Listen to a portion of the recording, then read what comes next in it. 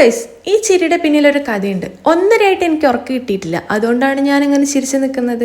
ഇനി ചിരിച്ചു നിൽക്കാൻ സമയമില്ല കേട്ടോ. വേഗം പോയി കുളിച്ച് മാറ്റി വരണം. ഒരു യാത്രയുണ്ട്. നമുക്കിന്ന് കൊടുങ്ങല്ലൂരിലേക്കാണ് യാത്ര. അമ്പലത്തിൽ പോയി ഒന്ന് തൊഴണം. അതിന് വേണ്ടിയിട്ടാണ് ഇങ്ങനെ ഒരുങ്ങിക്കെട്ടി നിൽക്കുന്നത്. രാവിലെ തന്നെ അമ്മനെ വിളിച്ചുകൊണ്ടിരുത്തി അമ്മേനോട് ടാറ്റ ബൈ ബൈ പറഞ്ഞ് നമ്മൾ ഇറങ്ങിയിട്ടുണ്ട്. പിന്നെ പോണ പോക്കിൽ ഞാൻ കുറച്ച് നേരം കാറിൽ കിടന്നുറങ്ങി. ഞാൻ ഉറങ്ങി എണീക്കുമ്പോഴത്തേക്ക് നേരെ വെളുത്ത് തുടങ്ങിയിട്ടുണ്ട്. പിന്നെ ഞാൻ മാത്രമല്ല ഉറങ്ങിയത്, എൻ്റെ കൂടെയുള്ള എല്ലാവരും ഉറങ്ങി. ഇച്ചും അമ്മമ്മയും മുന്നിൽ കിടന്ന് ഉണ്ണിയൊക്കെ ഉറങ്ങുന്നുണ്ട്. കണ്ണേട്ടൻ ഉറങ്ങാത്തത് കൊണ്ട് തന്നെ നമ്മൾ കൃത്യസമയത്ത് സ്ഥലത്തെത്തി. ആദ്യം ഫോൺ എടുത്തിട്ടില്ലായിരുന്നു കേട്ടോ. പിന്നെ ക്യൂ നിന്ന് അമ്പലത്തിലെത്താൻ നേരത്ത് കണ്ണേട്ടൻ ഫോൺ കൊണ്ട് തന്നു. അതുകൊണ്ട് കുറച്ച് വീഡിയോസൊക്കെ എടുത്തു. അവിടെ നല്ല തിരക്കാണ്. അതുകൊണ്ട് തന്നെ കുറേ നേരം ക്യൂ നിന്ന് ഈ ഒരാൾക്കൂട്ടം കണ്ട് ഞാൻ പോയി നോക്കിയതാട്ടോ. വേറൊന്നല്ല, അവിടെ സ്വാമിമാരെ പാട്ടാണ്.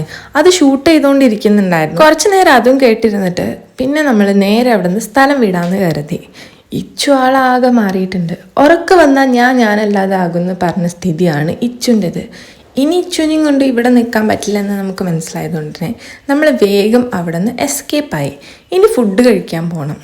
നല്ലൊരു ബ്രേക്ക്ഫാസ്റ്റ് കഴിച്ചിട്ട് വേണം ഇനി ബാക്കി പരിപാടി.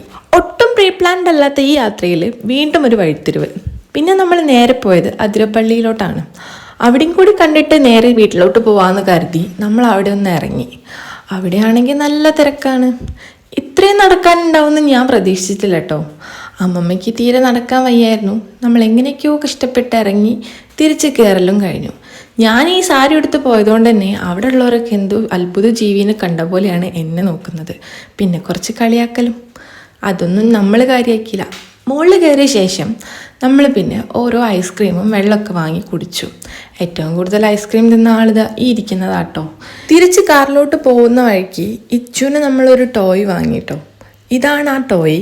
പിന്നെ ഞങ്ങൾ വാങ്ങിയത് അറിയാതെ തന്നെ കണ്ണേട്ടനും വേറൊന്ന് വാങ്ങിയിട്ടുണ്ട്. അവൾ സ്വന്തമായിട്ട് സെലക്ട് ചെയ്തതാണെന്നാണ് പറയുന്നത്. അതിൻ്റെ സത്യാവസ്ഥ എനിക്കറിയില്ല. ഇവിടെ നിന്ന് ഇറങ്ങിയ ശേഷം പിന്നെ നമ്മൾ കാര്യമായിട്ട് ഭക്ഷണമൊന്നും കഴിക്കാൻ നിന്നില്ല. കാറിൽ നമ്മളെടുത്ത് ഫുഡ് തന്നെ കുറേ ഉണ്ടായിരുന്നു. പിന്നെ ആ ഫ്രൂട്ട്സും ഭക്ഷണമൊക്കെ കഴിച്ച് കാറിൽ യാത്രയായി. പിന്നെ രാത്രിയായിട്ടുണ്ട് വീട്ടിലെത്താൻ.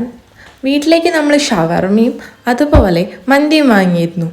അതും കഴിച്ച് വീട്ടിൽ നിന്ന് അമ്മ തന്ന ഒരു ഐസ്ക്രീമും കൂടി കഴിച്ച് ഞാൻ വേഗം പോയി കിടന്നുറങ്ങി. ഇന്ന് ഇത്രയൊക്കെ ഉള്ളൂ കേട്ടോ.